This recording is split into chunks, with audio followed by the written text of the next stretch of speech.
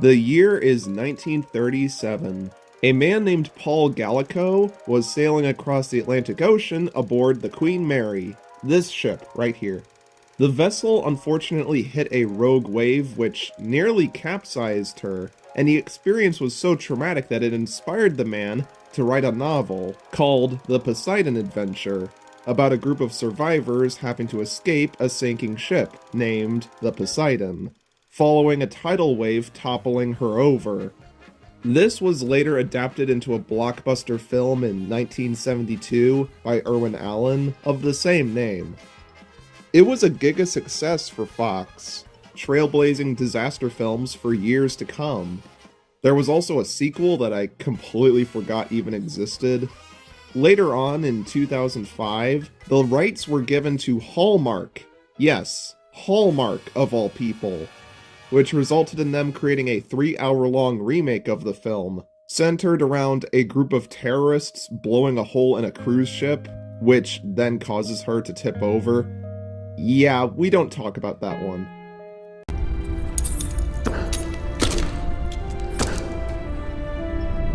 It's a bomb. The original is often mentioned in discussion circles around classic disaster flicks, which is totally deserved, mind you. Bring up the ship Poseidon, and people will likely think of the original.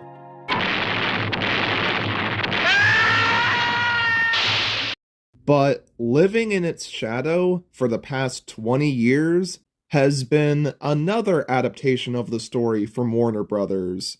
This is the story of a forgotten little film and its not-so-forgotten ship. My dear friends, welcome aboard the Poseidon.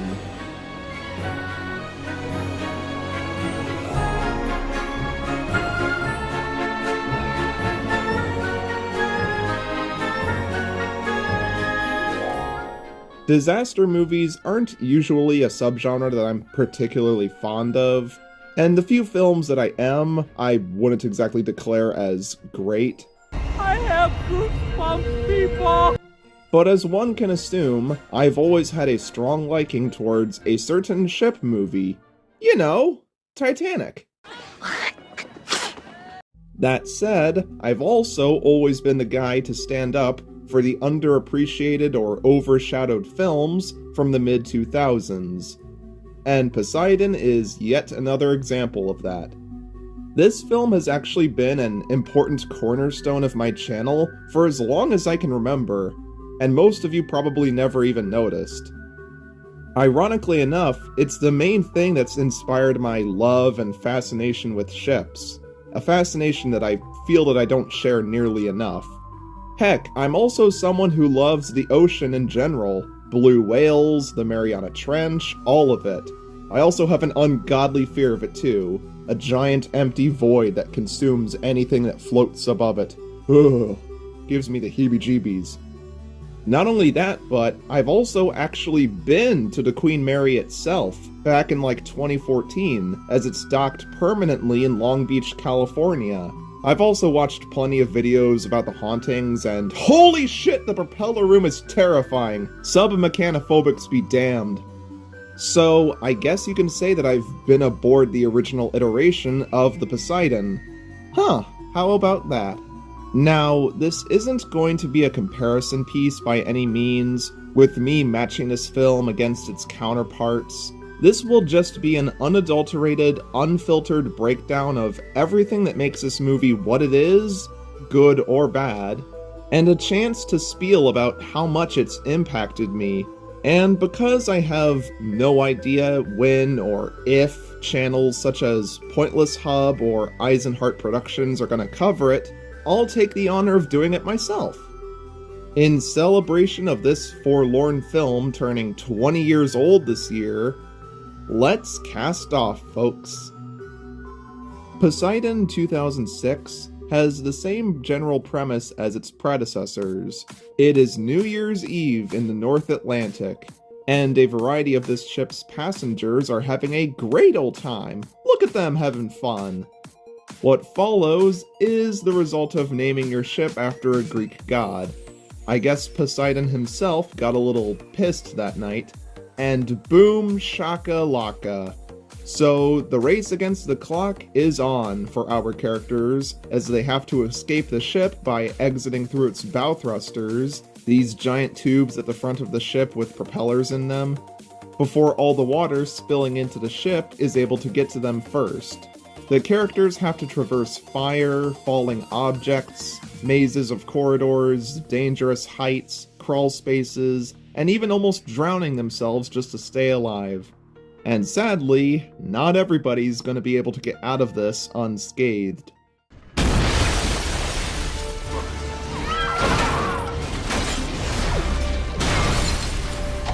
Rest in peace, Lucky Larry. You were the best of all of us.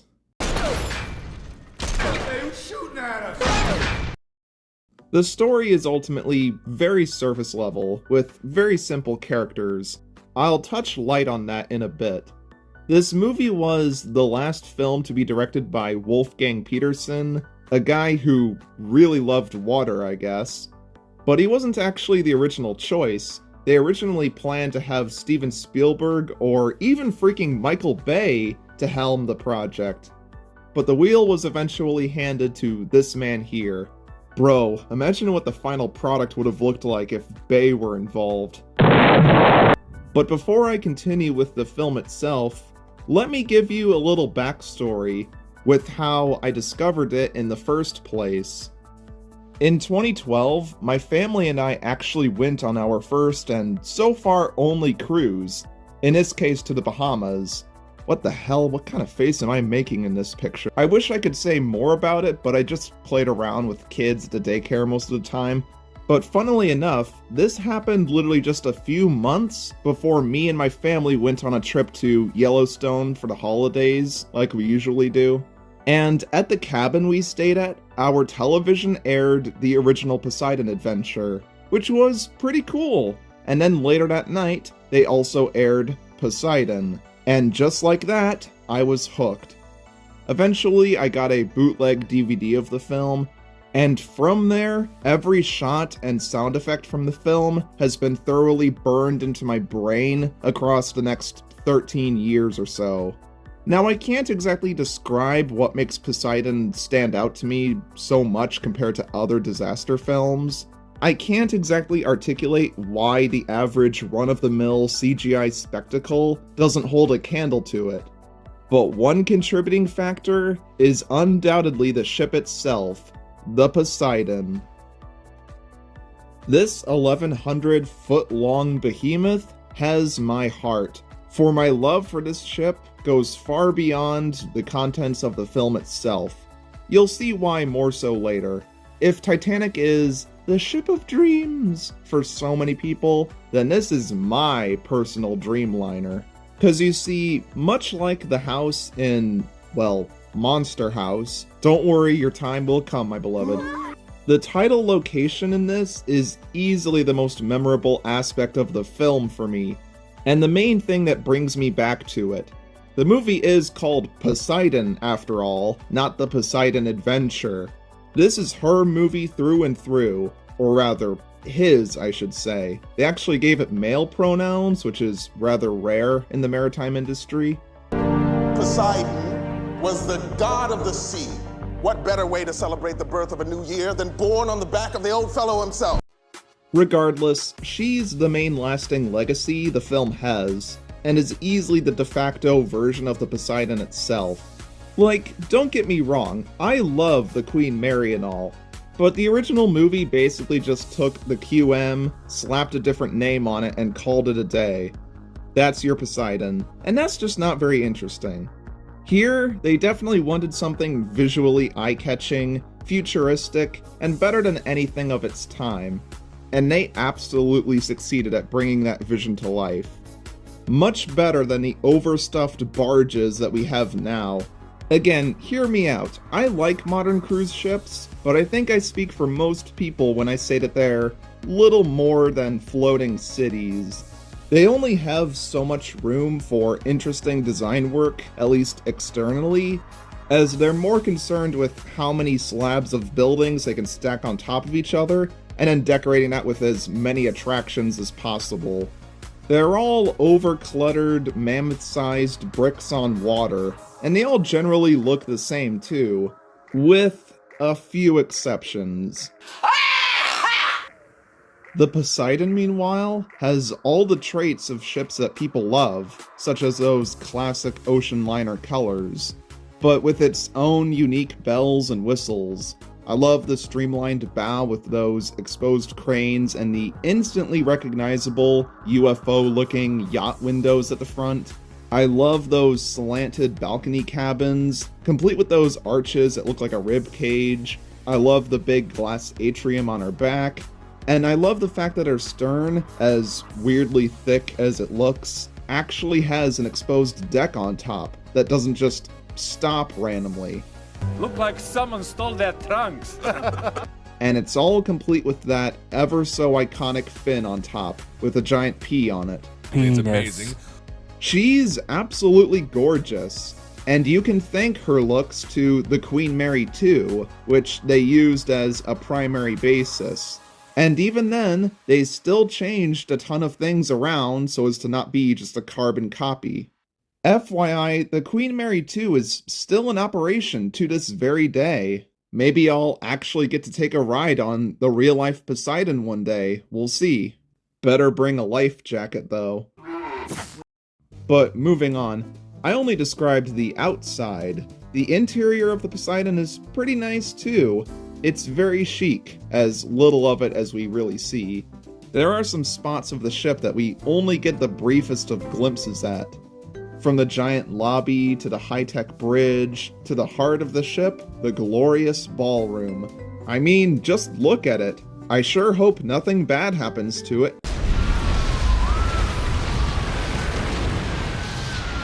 Oh. And helping, of course, is the fact that they actually built a ton of this stuff. Even with all the film's impressive CGI, they knew that they had to maintain balance for the audience by constructing large practical sets, resulting in visuals that I rarely question the authenticity of. A very commendable, if expensive, move, combining the digital with the practical to create the perfect illusion, a trick that a lot of filmmakers these days really need to understand better. It's brought to life so seamlessly that I never doubted as a kid that the Poseidon was a real cruise ship that actually existed. I do remember that fateful day at the library where someone had to reveal the truth about it to me. Bite victims have recovered more smoothly than I did. Out of all the subjects and locations and films that have been major hyperfixations of mine over the years, the Poseidon is easily among the most personal to me. She may have a few quirks, but that just makes her all the more special to me. Oh, and if you seriously want me to make a comparison to the 2005 ship, you can go jump in a lake. But anyways, I've spent hours looking over this film, its promotional material, behind-the-scenes footage, set photos, concept art, blueprints, fan designs, everything that I can just to get even the tiniest look at anything that's inside of this vast vessel. And in response, I've tried my hand at recreating it in Minecraft multiple times, to varying degrees of success. But like I was saying, this Macroverse place really intrigues me. And these photos are all I have of the location.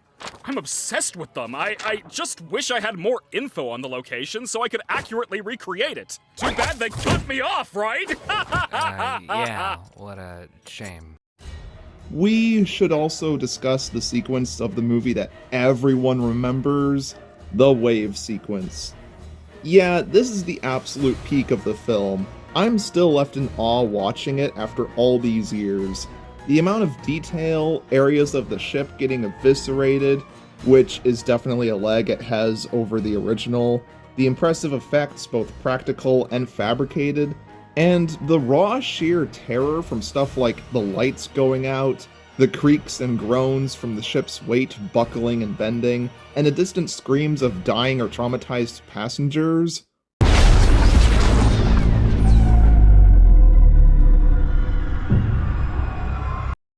Woof, it's just all too much to take in. I also have to give them props for not trying to overdo the scale of it by like showing the wave go on to strike the mainland or something. No, but that doesn't mean they hold back. They show you all the visceral carnage being inflicted, and it paints an incredibly brutal, catastrophic picture. It genuinely hurts to watch this big, luxurious ship get absolutely battered and bruised like this. And then exploring it in its unfamiliar, upside-down form is just as fun. It's like traversing through the Mega Pizzaplex after it was abandoned in ruin all over again. It also helps the movie that we never see the mainland or any flashbacks, or even ever cut to like another ship hearing a distress call or something. Only at the end do we ever see another sign of civilization just to rescue the cast, making us really feel like we're on our own, on a giant floating slab of metal in the middle of nowhere. By the way, can we talk about how horrifying this would have been to experience in real life? Not just on the boat, I mean like for the rest of the world. Seemingly only 6 out of the thousands of people on board, including children, were able to get out of this alive. That would make the Titanic disaster look like a miracle by comparison. This is like the freaking Costa Concordia incident, but on steroids and placed in the middle of the Atlantic. This would be horrifying to hear about. But anyways, ILM really outdid themselves here. Nearly everything still holds up today, and that goes for the whole film. Obviously, a couple details in 1 or 2 shots can look a little off, but for the most part, every VFX shot still leaves me impressed. The end result looked so good that it got the film an Oscar nomination, and the Poseidon's hyper-detailed model ended up getting a mention somewhere in the Guinness Book of World Records, simply for how big and complex it was. Yeah, that's pretty dang cool. Oh yeah, I guess we gotta talk about the characters now. We're given like maybe 15 minutes tops to get the most surface level understanding of the cast before the wave hits, which we also don't really get an answer as to the origin of. And what we're left with are characters who are ultimately very shallow. Shallow, get it? Like, cause it's like the ocean. The ocean! As my dear friend Mighty had put it, who liked the film, mind you, when I showed it to him, we'd spent so little time to get to know these characters that I hadn't even gotten to keep track of all their names yet. Really nailed it on the head right there. It's funny, after years of becoming attached to other more fleshed out characters in media, coming back to this film and remembering how little there really is to these chums is always a little disappointing. But what are they like? Well, we have a stowaway named Elena, a lone womanizer named Dylan, played by Josh Lucas, Nelson, who's a gay architect who's been cheated on, played by that dude from Jaws. It's not a shark. Jennifer, an engaged hot woman who's dealing with some major daddy issues, their daddy in question being Kurt Russell, the former mayor of New York. And finally, a lone mother, and her little child who's played by the kid from Evan Almighty.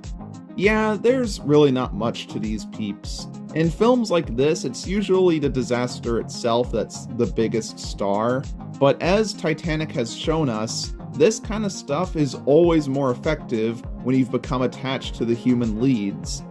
There are some mini arcs and semi-developments that they go through, like Dylan going from someone who only looks out for himself Look, man, I work better on my own. No offense.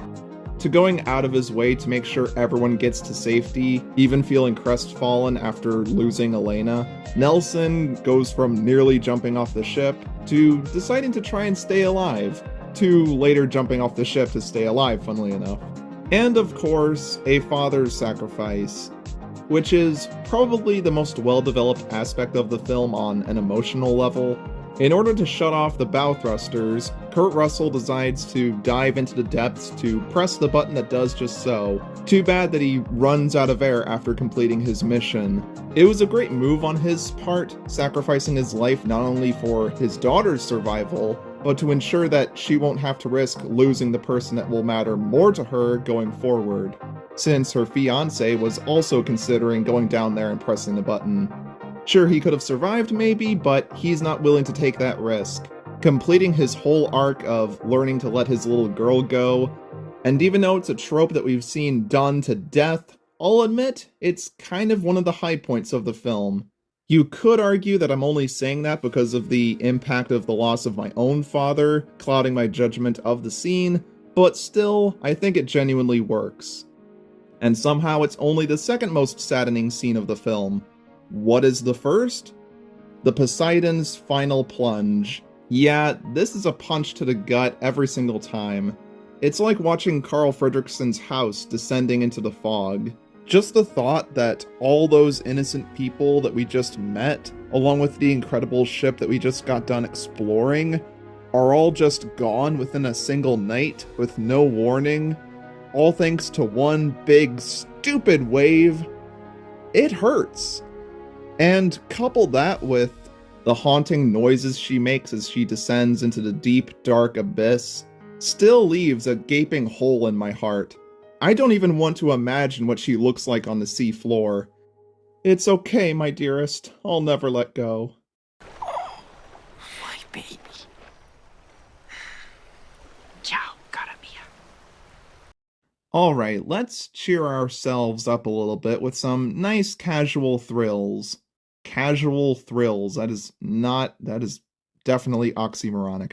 A lot of the action scenes in this are actually pretty decently entertaining. The high suspense climax, the immense claustrophobia of the vent crawling scene, complete with the added hopelessness of being trapped and drowning.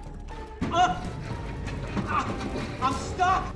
The ballast tank sequence, which still makes me hold my breath every time I watch it, even though they realistically would have been crushed by the rising pressure here, and I question why the tanks weren't filled with to begin with, but that's neither here nor there. That reminds me, one thing a few people do complain about with this movie, which I do understand, is the lack of realism at points, especially with things like with how ships are supposed to work. But personally, I really don't care as a viewer.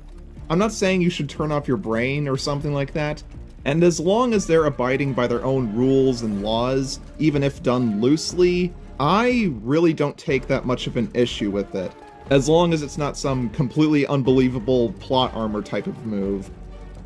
Speaking of taking issue with things, I think we also need to address the most controversial scene of the film, the elevator scene. Elevators, for me, have always been kind of a touchy subject, and this scene certainly didn't help matters, only amplifying my existing fear of heights within an enclosed space. Made even worse by the fact that I got stuck in an elevator on a family road trip just a couple years after first seeing this. The cinematography of the film's upside-down lobby doesn't exactly help either. Let me tell you, when I'm in a location like the Marriott Marquis in Atlanta, where the hotel atrium looks like this, the only image that flashes in my mind is that freaking guy falling out of the elevator. But as for the whole elevator shaft sequence, I actually think it's pretty awesome. The tension from the music and sound effects, the constant reminder of what's looming below and above them. Not even the table that they're using to get across is perfectly stable.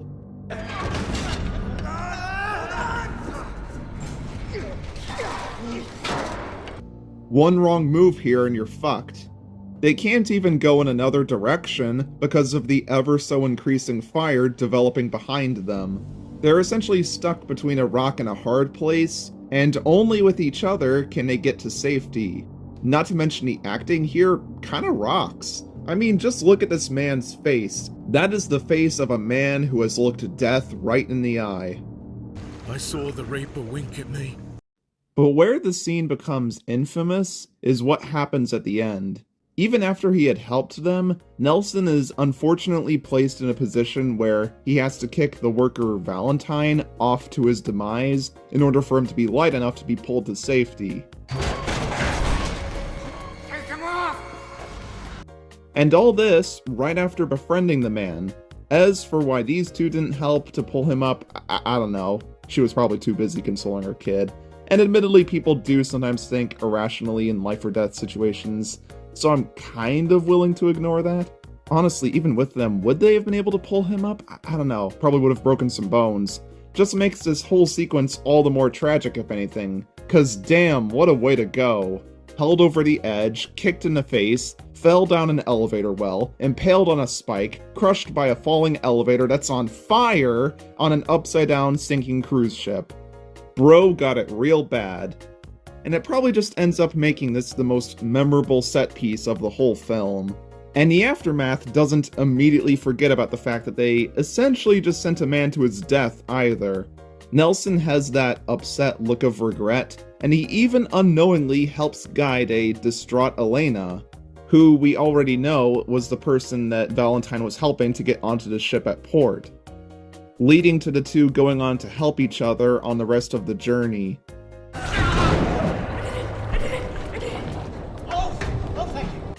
Nelson even tries to go back and save her after she gets caught in water, hits her head, and drowns. A shame that they weren't able to revive her. That's my one exception with the realism, by the way, the CPR scene. Come on guys, you did it wrong! Did you not watch Stress Relief? Also, you gotta respect the actors for doing most of their own stunts. Josh Lucas actually did swim under fire during the lobby crossing sequence. Yeah, he actually did that.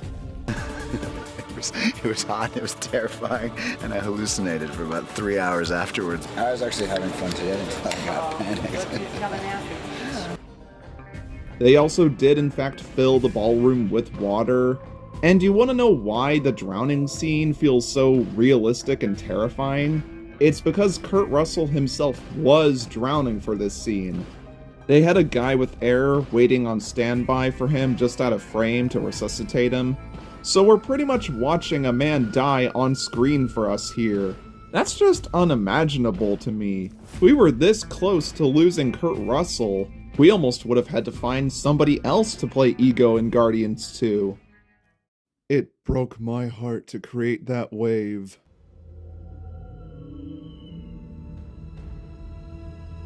What? No, alright. I know that sounds bad. The soundtrack, while nothing groundbreaking, really does help to get the blood pumping at points. The main theme that plays over the opening sequence that lasts for like 3 minutes absolutely slaps. I still hum it to this very day. Also, Fergie's song Won't Let You Fall honestly almost brings me to tears, it's so peak. I want this playing at my wedding and my funeral.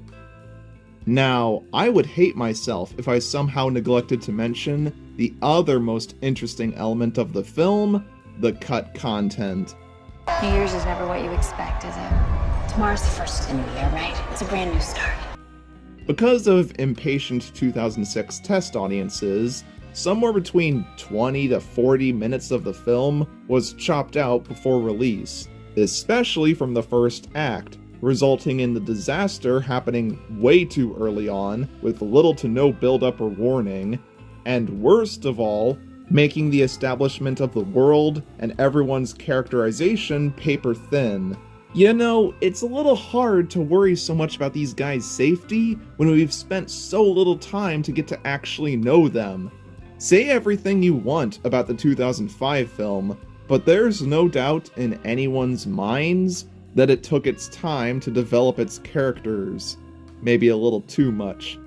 But anyways, from what we know, Valentine and Elena were gonna get more stuff to do. Dylan apparently had this whole backstory. We would have learned earlier that Christian had already proposed to Jennifer, instead of way later during the events of the action. Andre Braugher's Captain character had this whole relationship with Fergie. Also, yes, I do find it funny that Andre Braugher played multiple Captain characters in his lifetime. Rest in peace, you legend. We can't let him win, and we won't. But how? What are we gonna do? I'm initiating Operation Trident. And thank you, Poseidon, great god of the sea! The god of the sea. There were moments of foreshadowing seen in the trailers that were scrapped, entire fully completed CGI shots that went completely unused. Like, what the hell? The cuts were so detrimental, in fact, that an entire character was lost. Emily, played by Kelly McNair. She would have accompanied little Connor as he got a tour of the ship's bridge early on, where the captain would briefly let him steer the vessel. Well, certainly didn't say anything about that in the brochure. That would certainly make the later sequence a little awkward. But I know what a lot of you are thinking right now. Wyatt, if you're talking so much about these deleted scenes and how they would fix the movie's problems, why haven't you just made an extended cut yourself? Or why is there not already one to begin with? Well, that's just the thing. We don't have any of these scenes on hand. We only know about them thanks to testimonies, photographs, snippets and trailers, and something else I'll get to in a bit. Warner Brothers have been weirdly secretive with them, as they've never been officially released in full, and Wolfgang was weirdly more proud of the shortened version? I'm sorry, no disrespect, but how? The movie, once you cut out the credits, is only about 89 minutes long. What in the maritime fuck?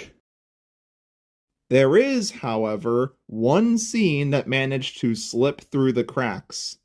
In a YouTube video called Kelly McNair Demo, amidst a whole compilation of the actress's roles, a scene of Connor talking to his mom about driving the boat in their bedroom was used. Like, there's no acknowledgement of this being a never-before-seen deleted scene or anything. They use it as if it were a clip from the main movie itself. How do they have this scene? Who even is the uploader? Do they have the rest of the missing clips on hand? I don't know. There's no explanation given. It's actually a little bit eerie if you think about it. They just happen to so casually have access to lost media, and I'm not exactly sure if they're even aware. This was uploaded a good few years after the movie came out, so they might still exist, who knows. Now, despite what I've been saying, not all of the film's problems were caused by the editor's chopping block. Some of the dialogue at times can be kind of So, the captain's table. It's a nice place to spend New Year's Eve. Did your husband... Oh, that work much? What? The tentative mention of a husband I'm supposed to correct.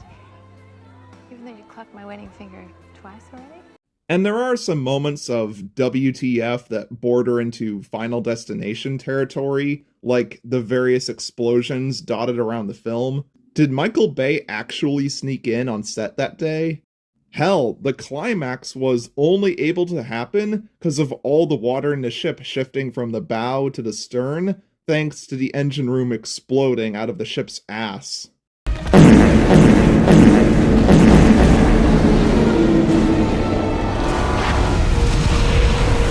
But regardless, it's beyond frustrating that the creators, / rights holders, / whoever, unintentionally, or maybe even intentionally, refuse to give us an extended cut. Or even just publicly release the scenes, I don't know, give us a bonus feature. Even when we get full 4K remasters of the movie 20 years later, there's still no deleted scenes in sight. What's the deal? What's stopping you people? I make such a big deal about this because it has the potential to save this movie. Similar things have happened in the past, even to far worse films. And well, Poseidon kinda needs it, as the final product still feels like it's missing something.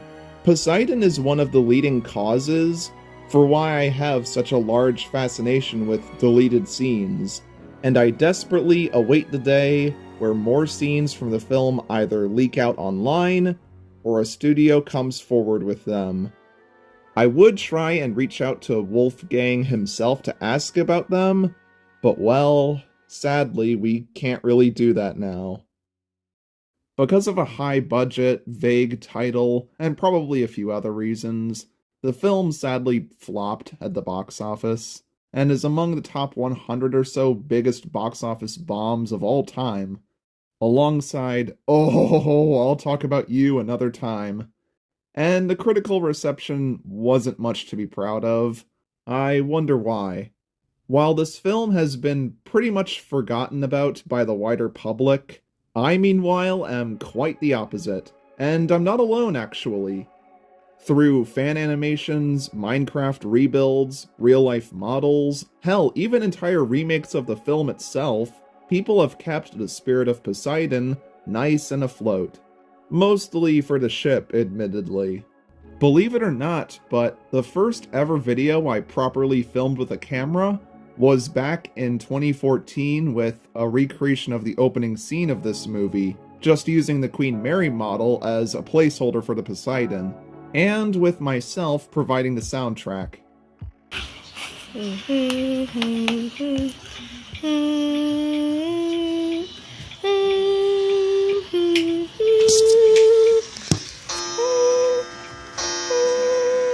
As a kid, I would also play around with these ship models in the bathtub, watching them slowly sink or chaotically recreating scenes from the Poseidon film. But the main draw of it all has always been this. Now, I did state earlier that I have tried my own hand at recreating the Poseidon in Minecraft twice before, but I kind of just dropped those projects a long time ago. And back in early 2020 or so, I stumbled upon this video by Minecraft shipbuilder Doku200, where he rebuilt the Poseidon in block form, and it totally blew me away. It was so cool that I just knew I had to get in there somehow and explore his map for myself. And so, after downloading it for myself, I did just that. I was in awe, from the parts that were based on what's shown on screen, to areas that are completely from the ground up. It became my new hyperfixation. But I didn't just own a copy of the map, I also revamped it. There were tons of rooms that weren't as screen accurate or functional as they could be, entire chunks of the ship that straight up had nothing in them, as if he got lazy or had a deadline to follow up on, and just filled the rest of the map with bone blocks or something. And thus, I took it upon myself to finish the job and tweaked the whole map, adding details, redesigning areas to be more aesthetically pleasing, and filling all the big voids with lots of new rooms, like a rock climbing wall, roller rink, laser tag arena, arcade, 80s diner, tennis court, basketball gym, med bay, everything. This Poseidon map became my new Minecraft home base, and I would constantly just wander around a thing or work on it from time to time, especially during COVID. Poseidon ultimately helped me get through 2020. And meanwhile, all you losers were busy watching TikTok. Loser. I've even started working on an upside-down version of the ship. Doku would later go on to build superior versions of the Poseidon that I'd recommend you go and check out.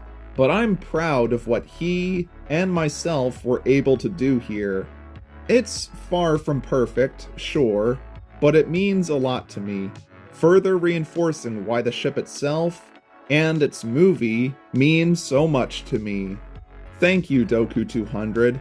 I probably wouldn't be as much of a big Poseidon fan as I am today if it weren't for you. Poseidon is my ultimate guilty pleasure, an obscure secret hobby of mine that I've been burstingly eager to share with you. From my adoration of the big boat, to the treasure hunt for its lost scenes, to all the filmmaking innovation and dedication here that's worth appreciating. We actually put 9,000 gallons of water coming out of a cylinder and slamming into you. And despite it not being a great movie, in its current condition anyway, Poseidon has still remained a pillar of my favorite IPs. Call it cope, call it glazing, call it nostalgia blindness, I don't care. I'll still be here, waiting for those scenes to eventually be found, and in the meantime, I'll be working on my beloved ship, and sharing that passion with as many people as I can. Happy 20 years, may God rest the soul of Wolfgang Petersen, and long live the Poseidon. Thank you all for watching, and I'll see you on the dockside. Bye bye! I try to say goodbye and I choke. Try to walk away and I stumble. Though I try to hide it, it's clear my world crumbles when you are not here. I play it off, but I'm dreaming of you. I keep my cool, but I feel dead. And I try to say goodbye and I choke. Try to walk away and I stumble. Though I try and hide